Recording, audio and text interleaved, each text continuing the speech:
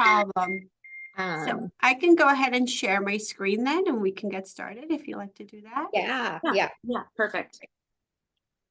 Let's see.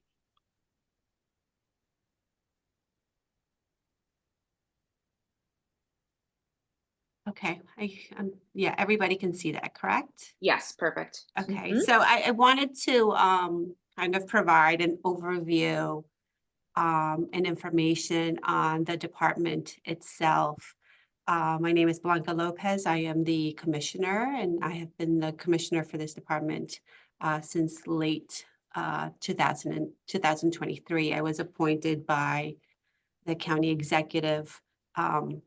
And before then, I was the deputy commissioner of planning, as well as um, worked in the county executive's office in the 9th floor of the county building as his fair and affordable housing advisor, as well as a liaison to various departments, planning being one of them, Department of Emergency Services, the Human Rights Commission, Department of Correction, Department of Probation, and Office for People with Disabilities.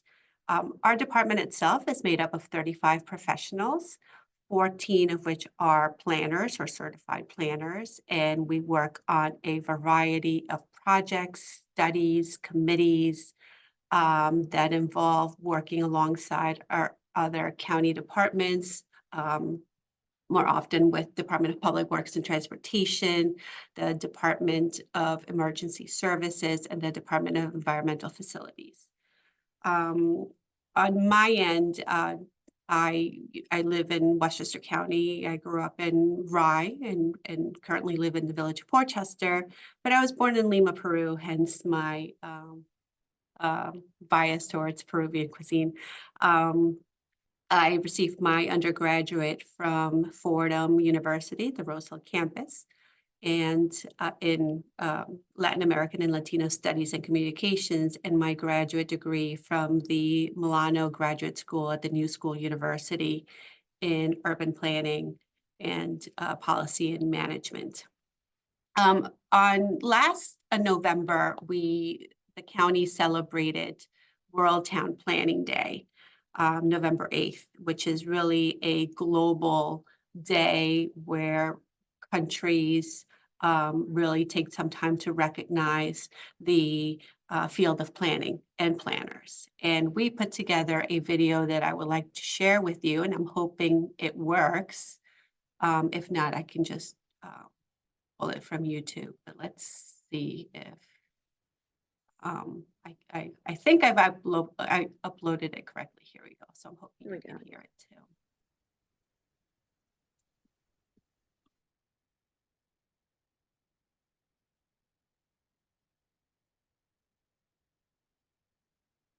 So World Town Planning Day is a day where planners and communities from all over the world come together to celebrate how good planning improves the lives of people, creating places to live, work, and play together.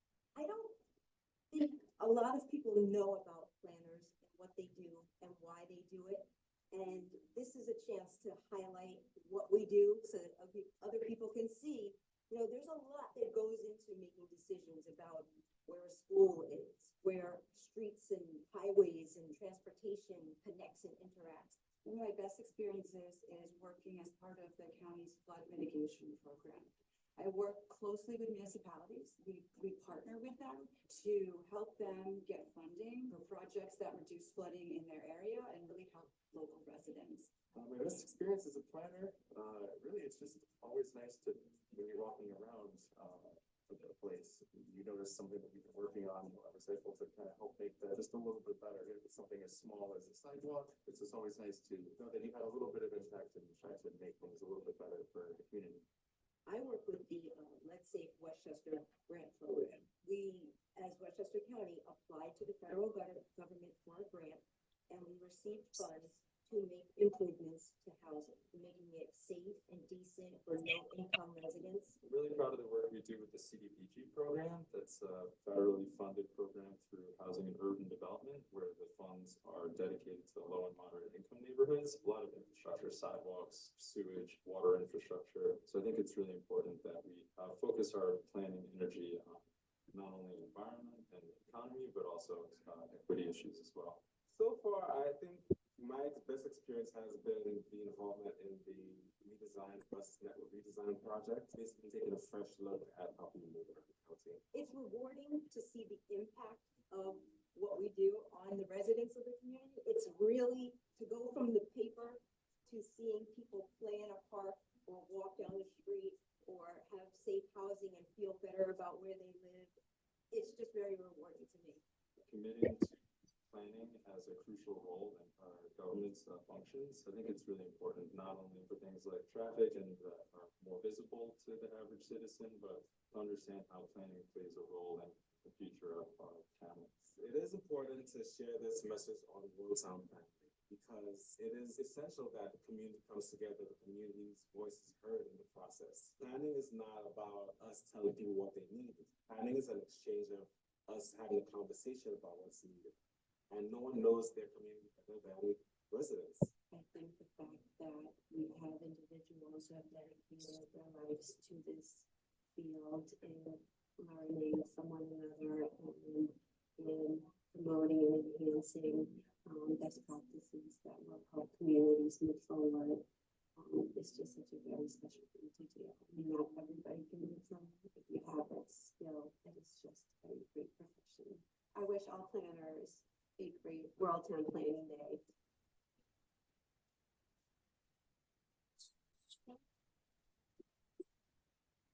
So this was a video that we put together again for Worldtown Planning Day, November 8th. And I hope it allows you to hear directly from my staff about their love for planning and the work that we do directly. Here's our mission statement. I don't really want to read it. All of you can read it, of course, but I think in essence, what planners do, I feel like they're really at the forefront of helping communities evolve. Now more than ever, as we are addressing challenges after the pandemic, such as, changing demographics. We are seeing, and I have a couple of slides later on about our 2020 census data, and we're seeing cohorts of population either decreasing in the county, such as like those who are in the 40, 45 years of age, or cohorts who are seniors, who we are seeing an increase in population in that particular demographic. Another post-COVID challenge that we are addressing now is extreme weather events. We're seeing more and more of these storms coming in, flooding our homes or businesses.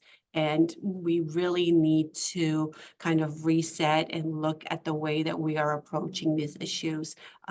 Historically, we've been relying a lot on the federal government and state funding, but now there's more of a conversation of what should or could counties and even local municipalities do even more to address the flood issues that we are all experiencing. And for us as planners, we work not just with municipalities to address these issues, as I had mentioned, but also we work with other county departments, again, emergency services, public works, environmental facilities, because everything that we plan, it usually then is handed over to one of these departments to then implement. And it's so important that we keep that communication moving forward and in a constant communication as these plans or studies then come to fruition. So just to give you a brief department overview, my department's made up of 7 program divisions. Administration, for example, if any of you have had experience with funding that you have received from the county through the department, our administration staff are the ones that put together contracts and or pay or process any of the vouchers that come our way, so that the corresponding municipality or nonprofit could receive that payment. We have a community development unit. This is a unit that we just created actually under my leadership. I thought it was really important to make sure that all of the funding that the county puts in for affordable housing development, that it goes through our community development department. It used to go through our housing, but when I get to that particular point, I'll explain what the difference is. And in addition to overseeing the affordable housing financing that we play a huge role in, we also oversee the community development block grant program through our community development unit. With respect to design, this is where our technical expertise comes in terms of working with our landscape architects. Again, they work closely with other county departments, but they also work with municipalities in any type of capital project they may have, or with respect to any CDBG activity or project that the municipality may have received funding, but need that assistance with respect to signage or with respect to trails, streetscape, parks, whatever it is that they need this assistance with design. Environment, my staff runs the environmental reviews, whether it has to do through seeker or NEPA, which is the state or federal required environmental reviews in order to begin any type of project or activity. We run our flood mitigation programs through that department, and I'll talk a little bit more about that actual program in the next couple of slides. And we also serve as a depository of information on the county's natural resources. So anything that you want to know about open space or pollution or anything with respect to how the environment as a whole and for the county, you would come to us with those types of questions. Housing, what we usually do in this unit, we fund nonprofits. So whenever we receive federal funding through HUD for the Emergency Solutions Grant, which provides funding to nonprofits to assist county residents who are facing evictions or foreclosures. We have different types of funding to assist them in order to prevent any from them losing their home. We also run our property improvement programs through that unit. As Kim Holland had mentioned in the video, we run the Lead Safe Westchester for any type of lead abatement or lead mitigation projects, as well as making sure that the homes of county residents are safe and are ADA compliant or accessible. We have seen in our housing needs assessment that 80% of the housing stock throughout Westchester County was built before 1979. So our housing stock is old. And therefore, while we focus a lot on new development, we can't forget that our current housing stock need as much help as possible in terms of preservation and restoration. Land use, that's the most important unit really of our department. That is the one that works with municipalities in receiving any type of referrals they may have, whether it's for planning or zoning notifications, or for example, if a developer is submitting a site plan application to build housing, to build any type of industrial building or any type of business for different types of purposes. So we will review that with our county planning board and then provide a response to the municipality that is based on any type of recommendations that we see that they need to take into consideration before they approve that particular application or before they approve that particular zoning or planning ordinance. We receive about 700 referrals a year. So these are constant communication that we have with all 43 municipalities in the county. And we also are doing a lot of regional planning activities. We are getting ready to work later this year on our long-range plan. Our last plan, which is our current plan, is Westchester 2025, and that was created in 2010 and officially approved, I think, right before 2015. So it's about time that we really look at the county as a whole and start planning on working on this new initiative to address concerns that people have. I mean, this is now post-COVID. different types of transportation needs are needed, different types of housing is needed. So we look forward to working on that later on this year and doing a lot of outreach with municipalities to hear from them. Because with everything that we do in planning, public participation is crucial. And then last but not least, we have our transportation division. In Westchester, the operations or day-to-day operations, for example, of the B line, as you can see in the slide, that is done through the Department of Public Works and Transportation. However, transportation planning obviously falls under my department, and we conduct a wide variety of studies using the federal funds we receive. We just finished a bus mobility and redesign study, and that we're now looking at the recommendations and seeing how to implement those. But that means obviously working alongside municipalities. We are doing a transportation and food access study that is well underway, and we hope to wrap that up later this year. And we work with NIMTIC, which is the New York Metropolitan Transportation Council, to provide the technical assistance that perhaps also municipalities need if they want to address any type of pedestrian safety issues, safe streets, complete streets, any type of activity that will increase walkability within a community. So we can always facilitate that as well. Those are our 7 program divisions, and I just wanted to talk briefly about different department highlights that are well underway. And these all were implemented either as recently as towards the end of last year or as recently as last week, as you will see from the Public Housing Authority program that we have. So for affordable housing development funding, through our capital budget, we have 3 different funds available. We have the New Homes Land Acquisition and the Housing Implementation Fund. These 2 funds go towards the development of new affordable housing.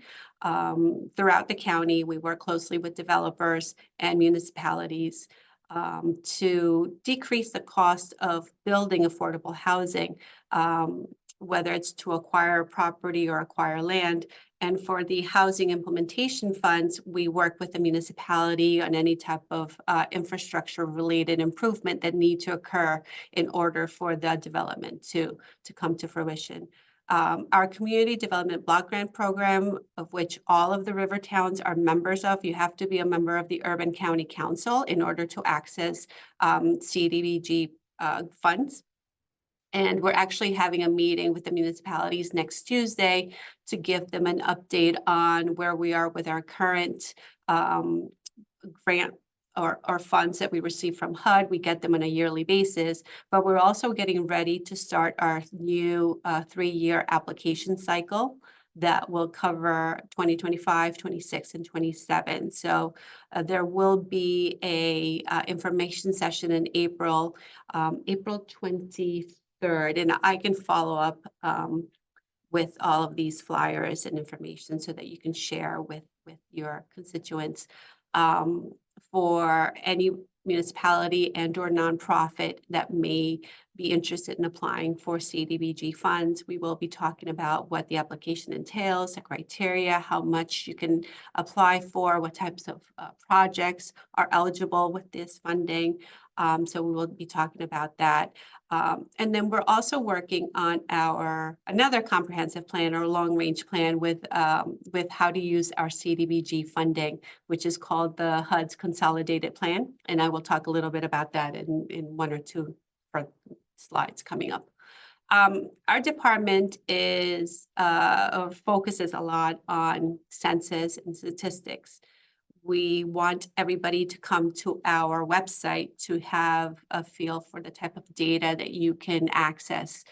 We are a census affiliate, so we work closely with the state and with the Federal Census Bureau. And as you know, we played an instrumental role in the last 2020 census in organizing all of the municipalities and stakeholders to make sure that everybody is counted. Let me see if I can click on this link and if it will take me to the census the data dashboards that we created in these past couple of months. Can you see my screen? Do you see the website at all? Okay, great. So this link will send you to all of the different types of data dashboards that my staff have been able to create using Microsoft Power BI. And in this one, such as the community profiles, you can essentially pick a, let's see. Let's do a Sorry, Blanca, we image. can't see your second screen. We can Oh, only. no. see the screen. I don't know how to do that, but I can send you the information. Basically, it takes you to the website where the dashboards are, Mm. and you're able to access information on race, origin, gender, age, anything that you wanted to know specifically about your community. So that, that's very helpful in case people are applying for any grants that are looking for that local demographic data. So it's one stop for all types of data that you would want for that, which I find extremely helpful. But I'll make sure to send that to you, Danielle. Okay, awesome. Perfect. Thank you. We have our flood mitigation funding, which is a 50-50 match to municipalities that either want to look further into any studies or any actual concrete projects. It has to go through the approval of the Stormwater Advisory Board, and eventually it works its way through our planning board and through the Board of Legislators for funding. But that is obviously a huge need, and we've been, thanks to the county executive and the Board of Legislators, every year we have been adding more and more funds to this particular capital project. The hazard and community resilience work that we're doing involves working very closely with the Department of Emergency Services, and and obviously with each municipality, we want to make sure that municipalities have some sort of plan to break the cycle of disaster damage, right? So when there's a disaster, whether it's due to a natural disaster or any other type, unfortunately, there is the damage, then there's the reconstruction period. And then a couple of years later, or a couple of months later, the damage occurs again, and then we're trying to rebuild again. So we work closely with municipalities and emergency services to kind of identify what sustained actions can be taken to reduce or eliminate that cycle.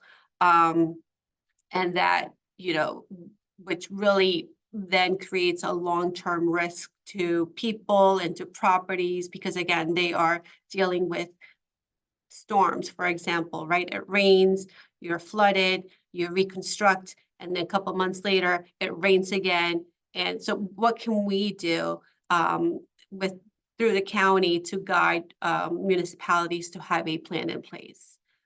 Essentially, this hazard mitigation plan, that it's required actually by the state. It was last performed in 2021, and we're currently updating it, working closely, as I said before, with emergency services. The LTAP Public Housing Authority program, we just launched last week. There are $7 million in our capital budget to fund local public housing authorities. We have about 10 in Westchester County that need to do repairs to their rental units. As all of you know, housing authorities, their apartments usually go to low and very low income households.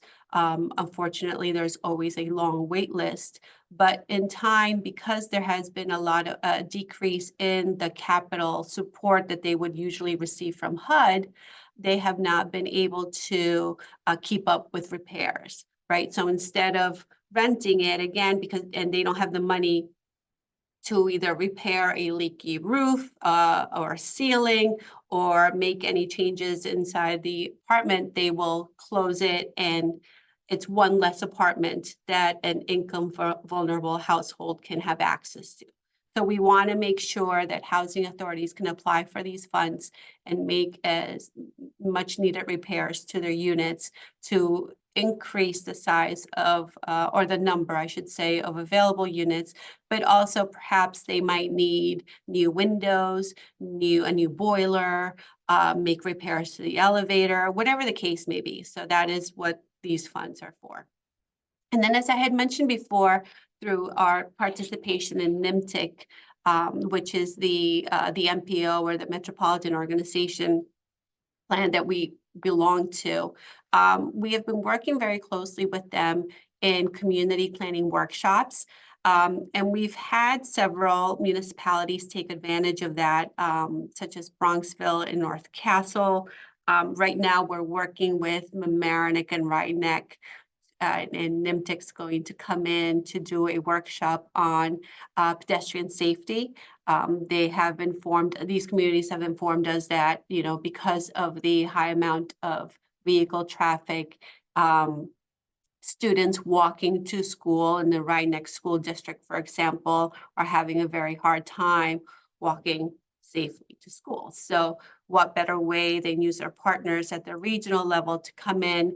They have consultants they work with through Rutgers University who are experts at this type of community planning workshop, and with the goal of obtaining funding to address this, right? So perhaps we can enhance pedestrian safety, do better signage, do a traffic study. A lot of our municipalities may not have the funds to do that. So that is what we're here for, to make sure that we facilitate that coordination and that communication among other entities that could help.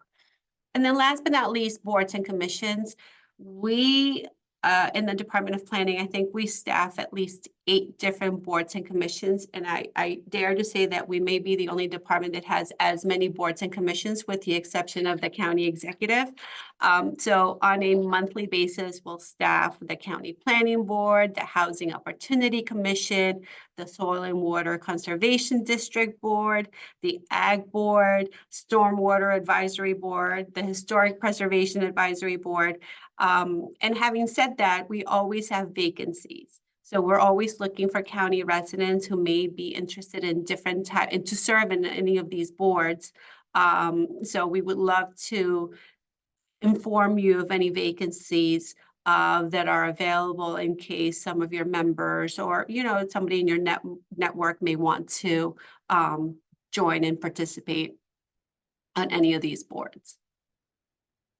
And then new initiatives for this year. Just 2 days ago, we kicked off our municipal meetings. It's my goal to meet with municipalities one-on-one for 2 reasons.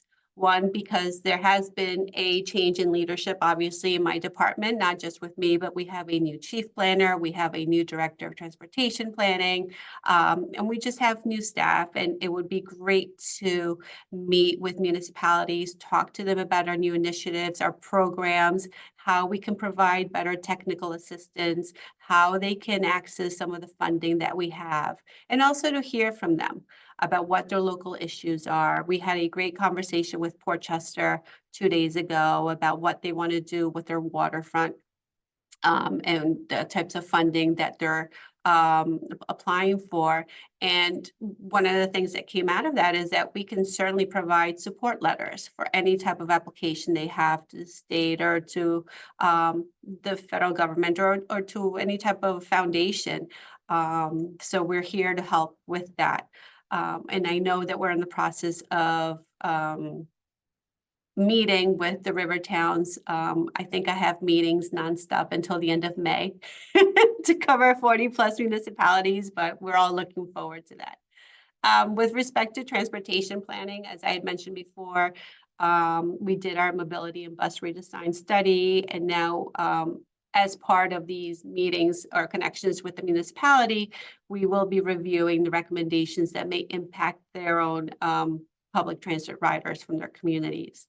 Omni system, that is the new fare payment system that the MTA is implementing. It hasn't reached Westchester County yet, but it does impact, obviously, right now, the city and the boroughs. So we've been working with them in terms of to be ready for when Omni comes to Westchester County. At this point, I think we're looking at another year before it's actually fully implemented here.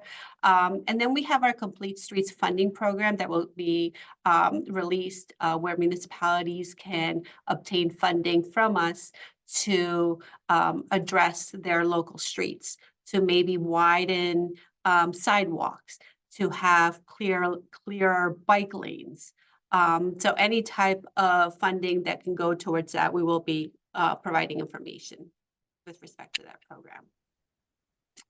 We're in the process of hiring a director of flood mitigation and resiliency. Again, with everything that we've heard from residents, business owners, property owners about flooding, we think that having a director will kind of provide all of the information that everybody needs, whether you're a municipality, a stakeholder, a resident, and also to guide municipalities for additional funding that they may not have the resources to apply for or the staffing available for submitting these applications. So we want to make sure that we are a resource to them.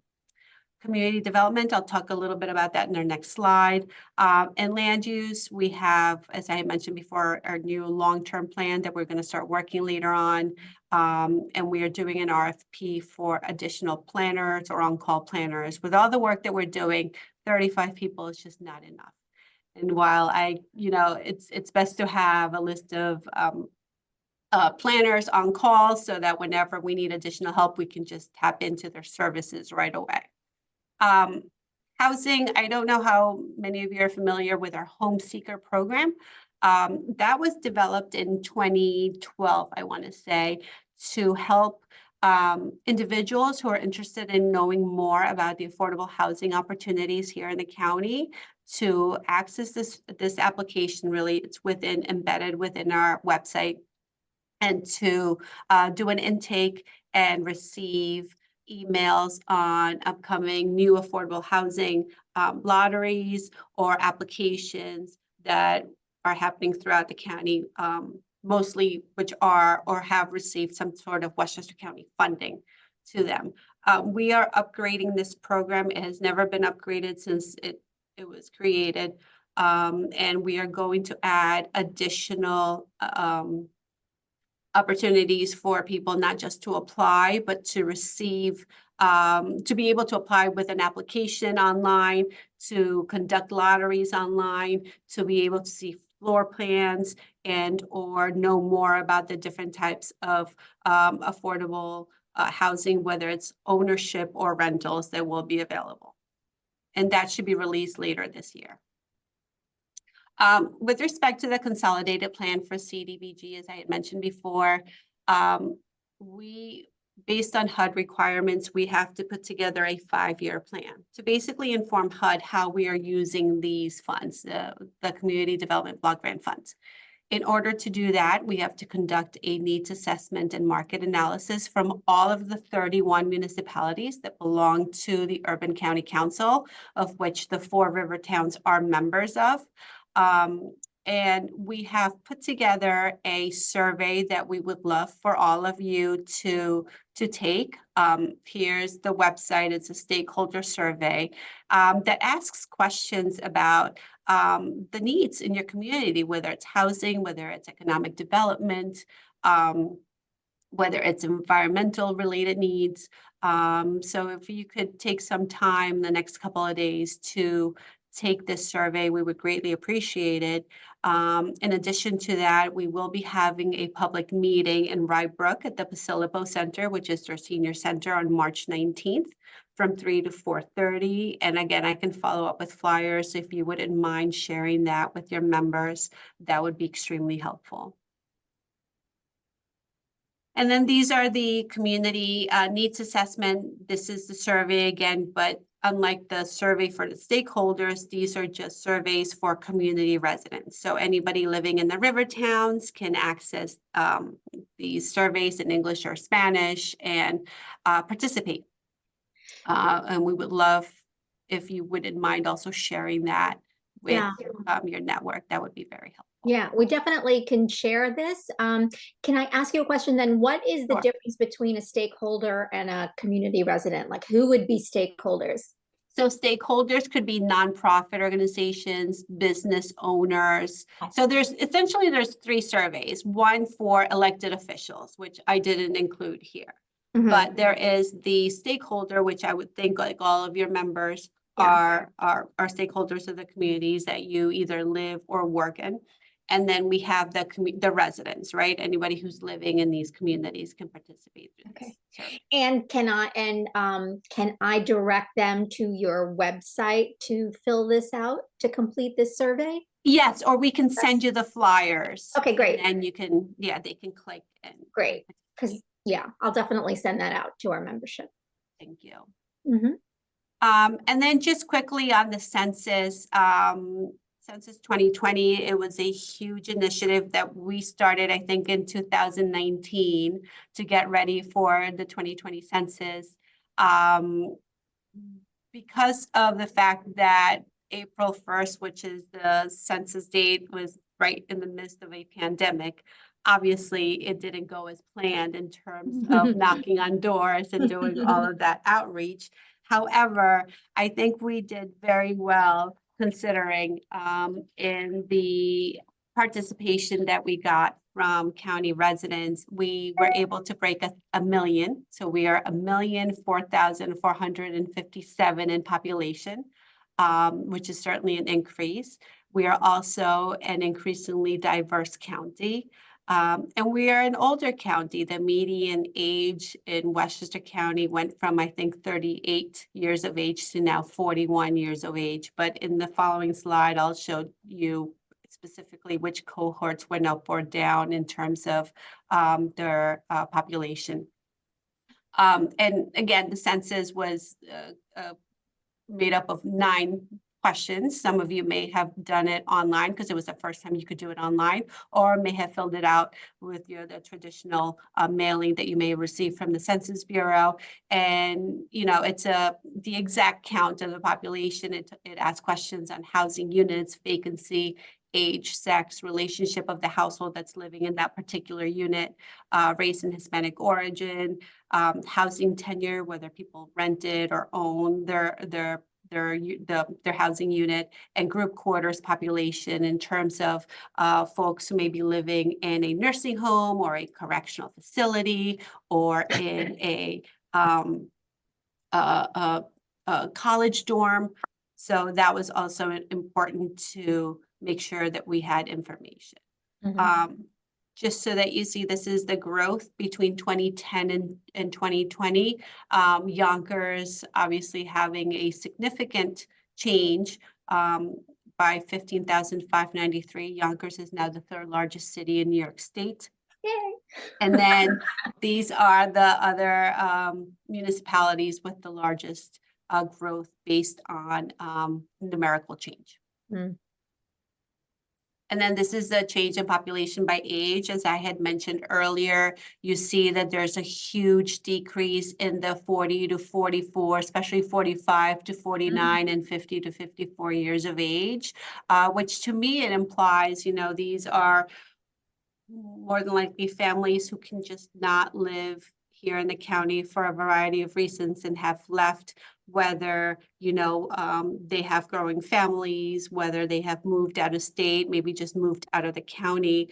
But then when you see the connection between the under 5 years and 5 to 9 years old cohort, there is that correlation between families, right? We're talking about families with children who probably have not been able to find affordable housing here in the county, which correlates with the governor's discussion that she's had on the housing crisis that is happening, not just in the county, not just in the state. It's actually a nationwide issue, but this is what our census data is indicating. And then if you look further down to the increase in the 65, obviously the 60-year-old and up, you see an increase in the senior population.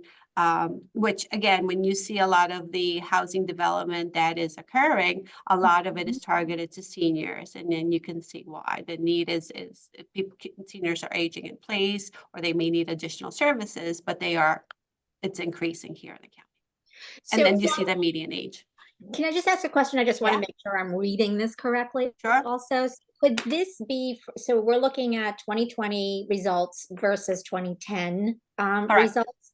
So could the increase in that sort of, boomer age category be that also that it's because our residents are aging, right? Yep, they're I mean, aging in place, they're getting older. They're Yep. aging in place, and they're still staying here. So the age group, the under 5 and 5 to 9 years, though, is not, that's really what's telling me that maybe younger families are not staying here or not Correct. living in Westchester, right? Correct. Because that's more, it's not that they're getting older, it's that you don't have children in those age Correct. groups, right? Okay. Yes. Okay.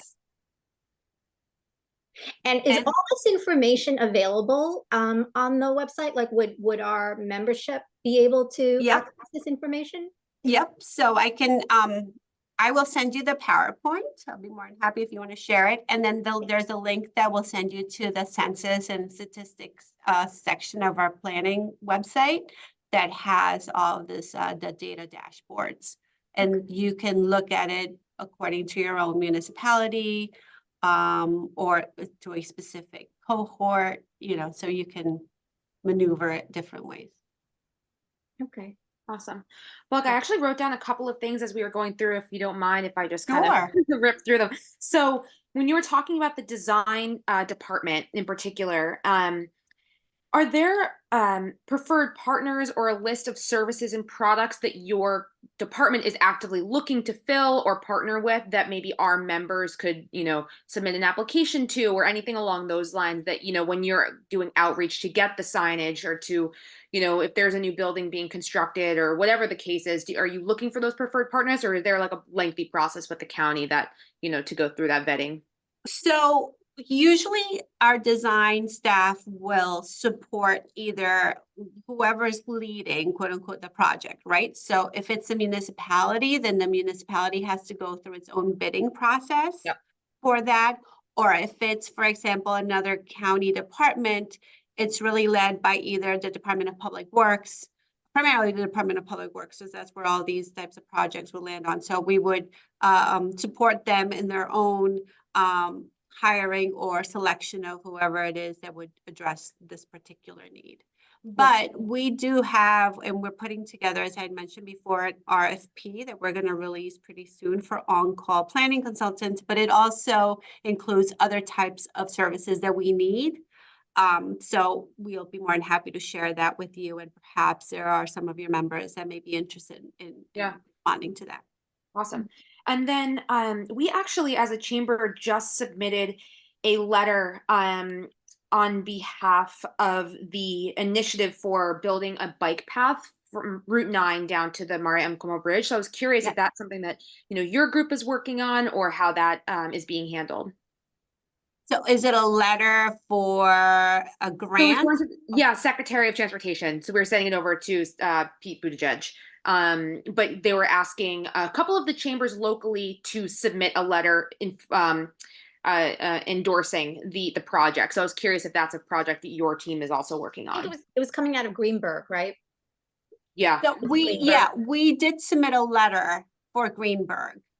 Go to the Department of Transportation for funding. So that is how we are involved right now. Unless Greenberg, once they have funding, they might say, we need additional funding. Is there a way you can assist us? And then that's how we would probably participate. Okay, cool. I think those are the main ones for me. Regina, did you have anything else? Yeah, I mean, for me, I just want to make sure I'm responsible for communications also for the chamber and our membership. So I want to ask if there are any, in what way can the chamber support you and your work? And then also I want to make sure that I have the right resource to share with our membership so that if they have any questions or they need any kind of information, they can go directly to you. We send out a newsletter monthly. I like to, include any kind of, whether it's, grant related or survey related or anything like that. I just want to make sure that our membership is as aware as possible of those types of opportunities to provide feedback. So. Sure. I mean, right off the bat, as you mentioned, we always strive for as much public participation as possible. Whether it's, for example, with the surveys for the Community Development Block Program, or, when we are doing a variety of surveys, a variety of studies, we're always looking for input from county residents, throughout, whether it's the river towns, Sound Shore, the cities, wherever, Northern Westchester. And we would love to identify and strategize how best to distribute that information. Sure, our communications department always is a great effort in distributing info, but we also, as a department, we need to make sure that we are sending out our information to different stakeholders. So definitely we would add you to our list. Great. And then send you, whether it's participation on a study related to transportation or economic development or food access or for seniors. It would be great to have the vocal participation of the river towns. Absolutely. Yeah, no, we'll definitely, for sure, we'll set that up and we'll just make sure that we're feeding the information and distributing it. Correct. Yeah, but that's, wow, you cover a lot. We do a lot. Yeah. And that was my goal, really, because a lot of people, and coming into this position, they certainly knew my predecessor, Norma Drummond, who is wonderful, and she has done a lot of things. And then people would identify planning just with affordable housing development. But we do so much more. And it was really important for me for two things: for the public to know the other things that we do, but also for the public to know my staff. They do such a great job. They work every day very hard, and they should definitely get all the kudos that they deserve for the good work they do. Yeah, it's a lot of work. It is. a lot. I feel like we have our hands on everything, like 99% of what the county does, and then what municipalities, are looking to do as well. Yeah. Wow. Yeah, and I think that having recorded this and now being able to distribute this to our members, just like as a marketing, tool for your department as well. Yep. Yeah, from a communication standpoint, it's great. So we're really thankful that you were open to doing this with us, and we'll keep an eye out for the links and the documents that you'll send over, and then we'll distribute that along with our recording. And I think that'll cover it. And if there's any questions, like I said, from our members that they want to, send our way, we'll be happy to forward them on. Great. Thank you so much. Awesome. Blanca, Thank you so much, Blanca. So much for your time. My pleasure. Thank you for inviting me. Okay, take Bye. care. Bye-bye. Bye-bye.